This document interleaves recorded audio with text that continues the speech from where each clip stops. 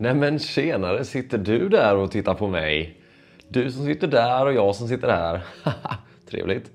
Idag så ska vi gå igenom ett par frågor som kanske du har ställt till mig på min Instagram. På min Instagram så skrev jag ju en sån här händelse och bad er att ställa frågor till mig om allt möjligt. För nu när vi har nått 25 000 så tänker jag att vi ska göra en liten specialare där jag svarar på era frågor. Men vi kommer ju också köra fler sådana här frågor framöver. Och är det så att du inte följer mig på Instagram så gör det. Och där så kan du ju ibland då gå in och ställa frågor till mig som jag svarar på.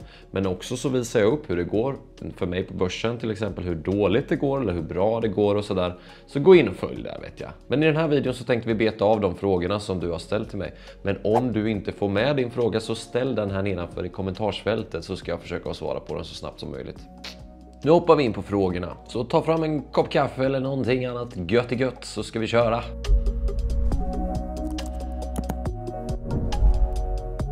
Den första frågan kommer ifrån David Eres. Vad skulle du fylla på i först vid en börskrasch? Jo, om jag hade haft 10 000 kronor då hade jag nog fyllt på i de fonderna som man sparar i och även i de aktierna som man har. Men också hålla utkik på ifall det kommer upp andra fynd bland alla andra företag som blir extremt billiga just för tiden. Nästa fråga från Musse. Förklara för en nybörjare hur man väljer bra aktier eller fonder för någon som vill spara långsiktigt. Om du är nybörjare så är det extremt viktigt att du tänker långsiktigt och att du vill spara i minst 3-5 år framåt. Så pengar som du investerar nu ska du tänka dig liksom att du ska vara utan de pengarna i en väldigt lång tid. För då kommer du heller inte sätta in mer pengar än vad du har råd att vara utan. Men välj aktier, alltså företag som går med vinst, som tjänar pengar ordentligt redan. Och är det så att du inte vet vilka aktier du ska välja så börja med fonder. För många så räcker det helt och hållet med en fond. Romanov, är det en bra tid att köpa Sinch? Det vet jag faktiskt inte om det är en bra tid att köpa Sinch. Men jag fortsatt att köpa lite nu när det dippar. Jag tror på dem långsiktigt så vem vet. Martina, äger du SBB och vad tror du om deras fastigheter? Nej, jag äger inte SBB men jag tycker att Ilija Batljan som driver SBB, eller vd tror jag att han är, gör ett jäkligt bra jobb. Jag tycker att han är en imponerande människa och entreprenör som jag ser upp till. Och får jag en möjlighet att köpa in mig så kommer jag förmodligen göra det för att jag tycker han är ascool. Men min uppgift är inte att vara politiker eller byråkrat. Min uppgift är att leverera den högsta möjliga avkastningen till mina aktieägare. Det finns inget annat. Mm. Ja, tydliga besked där. Danne kanske. Månadsspara i aktier. Hur ska man dela upp allt på ett bolag eller dela upp på flera? Alltså den är svår för min strategi det är att jag månadssparar i fonder. Och sen så när fonderna börjar bli lite tunga så säljer jag av lite utav fonden och sen köper jag i aktier istället. Jag tycker det är svårt det där med månadsspara i aktier. Men har man ett lågt courtage så kan man investera lite då och då i olika bolag tycker jag. Och det är alltid viktigt att diversifiera sig, alltså sprida ut pengarna bland olika företag. Erik Martinger, vilket är ditt nästa planerade aktieköp? Den är klurig. Jag köpte lite mer Alphabet idag faktiskt via trackern, alltså lite mer Google helt enkelt. Eddan, vilka fonder har du och vilka skulle du rekommendera? Du kan se mina fonder här. Och de kan jag rekommendera om man är långsiktig och vill spara i minst 3-5 år. Matte Metmask, vem är den bästa 1.6-spelaren du kört med? Ja, det är nog dig. Ja, CS-tiderna, det var det good old days. Daniel Järpe, vad tycker du om Alfa Laval? Något som du skulle tänkas investera i? Inte så jättebra koll på Alfa Laval. Det är ju ett stort svenskt bolag som har skött sig väldigt bra. Har jag för mig. Och kanske skulle investera i dem. Men det är inte riktigt... Jag har inte riktigt så intresse för just den nischen helt enkelt. Abdulaziz, hur kom du på att spara pengar? Vem inspirerade dig? Dina föräldrar, dina vänner? Jag tror att där jag kommer ifrån i Småland och när man kommer ifrån en familj som inte har haft det så vi var inte rika, vi hade det inte dåligt, vi hade det inte superbra. Men jag var väldigt sparsam som barn och lärde mig ganska tidigt att spara till någonting. Och när man lär sig liksom hur viktigt det är att se fram emot någonting så ja, jag vet inte, det har nog präglats och det är fantastiskt bara. Och nu är det väl snarare så att det bara är roligt att spara och få se sina pengar att växa. Men när jag var barn så var det liksom att man drömde om att få spara ihop till någonting framöver. Till exempel så sparade jag ihop till en mobil och köpte den för mig själv. Och det var en skön känsla att känna att jag kan spara ihop till någonting och köpa någonting för egna pengar. Mattias Sandelius, hur blir man snygg som dig? Ja, det är en bra fråga. Man prenumererar på Spara Cash och dricker gott kaffe i en rosa mugg. Robel, vad tror du om dry bulk shipping aktier? Vad är det för någonting? Dry bulk shipping, vad kan det vara? Typ många inom shipping? Alltså logistiska containerföretag eller? Jag har dålig koll på den tyvärr. Mattinerio, vilken framtidsbransch tycker du är mest intressant att följa? Ja, teknik tycker jag är väldigt intressant, men hållbarhet ska vara kul att se vad som händer. Vad tror jag mer på? Alltså stor tech liksom. De här sociala mediejättarna är ju kul att se ifall de kommer hålla sig som var. Alltså kommer det vara de stora jättarna som vi använder oss utav? Eller kommer det vara några skiften? Liksom, kommer Facebook vara den stora spelaren? Och sådär. Google tror jag ju, liksom, det är ju det jag använder mig av och det är ju det som du sitter och tittar på mig igenom. Alltså YouTube som Google äger. Det tycker jag är intressant. Men det finns många olika branscher som är intressanta. Men teknik är ju det jag brinner för och digitalt och sådär. Så det är väl det. Johansson, kan du berätta om risknivåer på Opti och vilken du föredrar? Tyvärr har jag inte använt mig av Opti. Och fondrobotar generellt är jag lite sådär passivt inställd till. Jag tycker att fondrobotar kanske man inte faktiskt behöver utan det är mer för den som inte riktigt vet vad man ska spara i som kanske ska använda av en fondrobot. Och alla fondrobotar är nästan alla likadana ändå.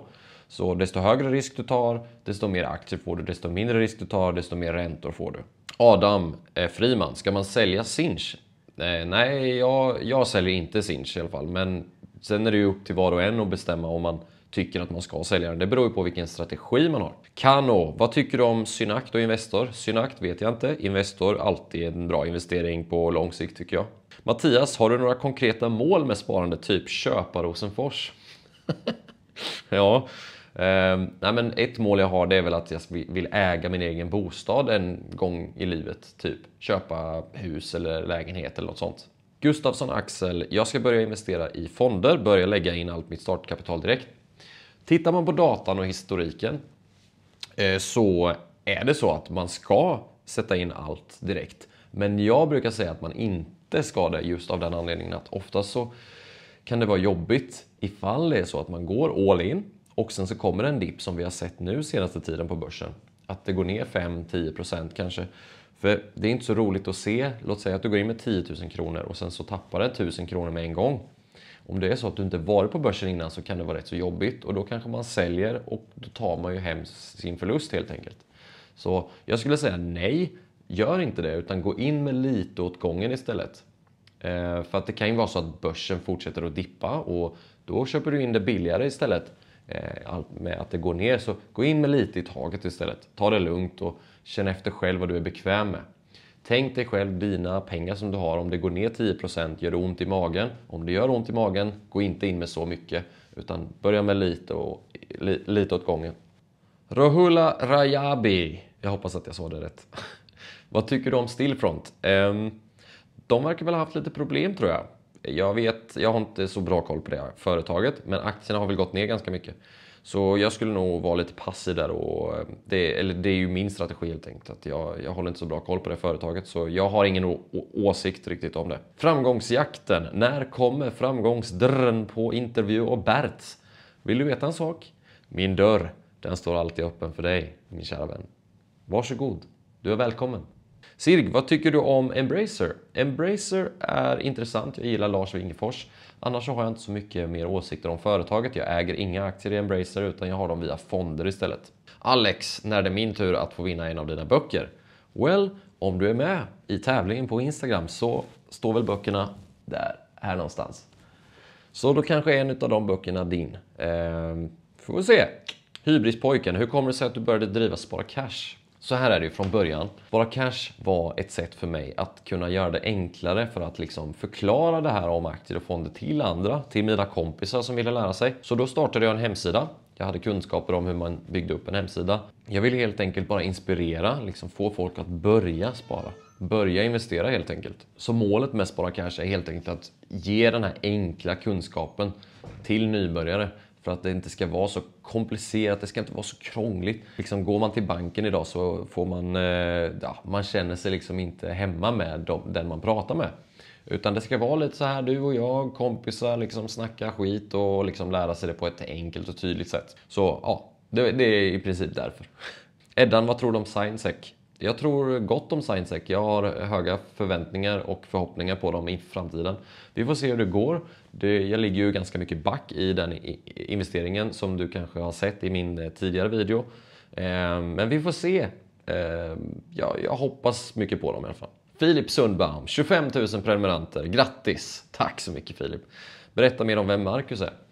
Vem är jag? Jo, jag är en nyfiken människa som sitter på tok för mycket vid datorn och spenderat mycket tid på internet ända från barnsben. Jag var en nörd, en gamer när jag var liten, satt och spelade CS på dagarna hela tiden och jag tycker det är roligt med börsen. Börsen och liksom internet, det är min stora passion. Men sen givetvis att umgås med min kära flickvän och mina vänner. Ja, det är väl det som jag gör. Jag tycker om att träna lite sådär ibland och äta god mat. Det gillar jag. Het och festlig. Vad tycker du om... Jävligt bra namn. Vad tycker du om kryptovalutor generellt och dess framtid? Jag tycker kryptovalutor är intressant, men jag tycker att det är lite pumpigt. Jag tycker att man ska ta det försiktigt om man är nybörjare. Kryptovalutor generellt har man väldigt god möjlighet att tjäna bra med pengar om man är väldigt långsiktig. Så det bästa tycker jag är att man ska investera en väldigt liten del av alla pengar man har i kryptovalutor på det långa, alltså långsiktigt perspektiv. Liksom tänk så här 5-10 år framåt. Då kan man nog göra väldigt bra pengar, men det är en sjukt hög risk. Kansa Hinpas. Tips på saker man kan flippa. Det finns mycket saker du kan flippa. Och jag skulle nog föreslå att gå in på typ Blocket, Tradera och sådana grejer och titta. Och Facebook Marketplace tror jag att du kan göra jävligt bra fynd på. Men det bästa här är nog liksom att liksom testa på det från början med små summor. Och sen kanske liksom skala upp det. Och det är ju många entreprenörer som har gjort det. Liksom. De har gått ifrån att sälja en t-shirt till att sälja bilar, till att sälja hus och sådär. Så jag har inte så bra erfarenhet där tyvärr. Robin, varför är börsen så röd? Ja, räntorna har ju gått upp lite i USA och lite oro. Och sen har det gått upp väldigt mycket och börsen går ju upp och ner. Och det kan ju vara så att kanske människor som, alltså du kanske känner att det är oroligt och då vill du sälja. Och då blir det ju så att för varje människa som säljer så är det ju så att det måste finnas en köpare. Och köpare vill ju köpa så billigt som möjligt och säljare vill ju bara sälja. Och då kan det vara så att många får panik och bara liksom säljer och säljer. Och det gör ju att priset går ner och därför går börsen ner helt enkelt. Medan jag är helt cool. För mig är det ingen fara. Ja, hur länge kommer börsen skaka, frågade du också. Och det vet jag faktiskt inte. Det kan pågå flera månader. Det har vi ingen aning om. Erik Andersson, vad tänker du kring Plaid? Jag tänker att jag ser fram emot nästa rapport. 22 oktober tror jag att den kommer. Och så får vi se då hur det blir. Och jag är fortsatt långsiktig i Plaid. Jag tycker det är kul att se hur de växer. Patrik, anser du att sparat kapital alltid ska mixas mellan aktier och fonder? För de flesta så räcker det ju faktiskt med fonder. Så jag menar, börja med en fond om man är nybörjare. Och sen så kan man växla över till aktier eller testa på aktier om man är intresserad. Mats, kan man lita på någon som heter Alfons i aktiemarknaden? Vem fan är Alfons? Men frågan är om man kan lita på någon som heter Mats. Så kommer den frågan från Alfons. Hur började du spara? Vilka anledningar gjorde som att du började? Jag ville få mina pengar att växa helt enkelt. Det var när jag hade tagit studenten. När jag var 19 år. Så ville jag få pengarna att växa istället för att ha dem på ett sparkonto. Och då gick jag in på Flashback och lärde mig om fonder. Och började investera i typ Avanza Zero liksom. Mohammed, Hur hittar man nya bolag i Avanza? Jag har ju en video om hur man hittar aktier. Kolla på den videon. Maged, vad tycker du om daytrading? Har du provat någon gång? Ja, jag provade i min tidigare erfarenhet på börsen. Och det gick ju åt pipsvängen. Det gick inte bra alls. Och nej, jag håller mig ifrån det. För att jag klarar inte av att hålla mina tjänster och styr. Utan jag är långsiktig istället. Ljungström William, hur går dina tankar kring bolaget CTEC? Ja, det är många som har frågat om CTEC. Jag har inte så bra koll själv faktiskt. Men det är intressant. Företaget verkar intressant. Men jag tror att jag sitter på läktaren lite och avvaktar. Det har väl gått ganska bra har jag för mig. Jag lägger nog till den i min bevakningslista. Sen får vi se hur det går. Per-Erik, är det tidsbrist som gör att du inte lägger upp fler filmer? Tror de är riktigt uppskattade? Ja, dels tidsbrist men också att det tar en fruktansvärt lång tid att inte spela in men att redigera videorna som jag gör tar fruktansvärt lång tid. Och jag tycker det är roligt att göra det själv så jag vill helst göra det själv och det tar tid bara. Tidsbrist, ja jag har väl tid men det är mycket annat som jag vill hinna med också. Finns det något sätt att investera i Tesla med 1000 kronor? Ja, du kan köpa trackern på Avanza och där tror jag att du kan köpa för typ 500 kronor. Och när du köper trackern så är det ju helt enkelt att den följer priset på Tesla. Så då behöver du inte ha så mycket pengar för att investera. Pelle, finns det några situationer som du tycker man borde sälja? Alltså, om du behöver pengarna så bör du ju sälja. Men just för att börsen går ner och sånt, då tycker jag inte man ska sälja. Utan det är ju jag skulle kunna sälja ifall vissa enskilda aktier går dåligt på grund av olika anledningar. Som till exempel så ägde jag företag som hade en jättedålig rapport eller att man har misslyckats med någonting i sin affär som gör att företaget kommer inte gå lika bra i framtiden. Och då finns det ju en anledning till att sälja för att man inte tror på företaget längre till exempel. Linus Jakobsson, förutom grymma videos, vad gör du på Spara Cash? Ja, jag har ju en hemsida som jag tar hand om. Och den försöker jag uppdatera så ofta som möjligt. Och där lägger jag upp nya artiklar och sånt. Och sen sköter jag ju Facebookgruppen med 14 000 medlemmar. Svarar på mail och ja, det här är ju mitt företag helt enkelt. Och det är det här jag lever på. Så det finns mycket saker som jag gör som kanske inte syns på YouTube liksom. Milad, vad kommer hända med Castellum? Castellum har ju lagt upp ett bud på Kungsleden. Så de kommer ju gå ihop de två fastighetsbolagen. Och det kommer bli ett otroligt stort fastighetsbolag. Det är det som kommer hända. Kerim, hur många procent av portföljen swingar du med eller använder för high risk aktie, meme-aktie? Ingen alls faktiskt. Jag har lagt av det där med swing. Jag gör inte det helt enkelt. August, hur ska man gå vidare om man går plus minus noll varje månad? Ja du, då kanske det är bättre att man har pengarna på ett sparkonto. Nej, jag skojar bara. Men du får helt enkelt vara långsiktig. Ta det lugnt, fortsätt spara varje månad. Det är mitt bästa tips. Salifu, orolig för Sinch och Played? Nej, det är jag inte. Petter, använder du dig av någon teknisk analys när du köper aktier? Ja, RSI som du nämner kan jag kolla på. Men jag använder inte det. Alltså det är ju inte viktigt för mig. Men däremot så om någonting har gått ner ganska mycket och har en låg RSI, då kan det vara intressant att köpa lite. Just ur kortsiktigt perspektiv eller så. Men jag tar ju inte hem vinst kortsiktigt utan jag investerar ju alltid långsiktigt. Och sen så tar jag vara på de dipparna till exempel. Linus, var ser du dig själv om 10 år? Ja, det är en otroligt lång tid. För 10 år sedan, vad gjorde jag då? Ja, då gick jag väl i skolan eller något sånt där. Så att jag kan faktiskt inte föreställa mig vad jag gör om 10 år faktiskt. Det händer så sjukt mycket bara på 1 år. Så att inget bra svar på den frågan. Unika, hur ska man tänka kring pensionssparande? Ja, den är ju ganska klurig eftersom om man är ung så kan det kännas väldigt långt bort. Men jag skulle väl säga att ha alltid ett sparande, ett långsiktigt sparande.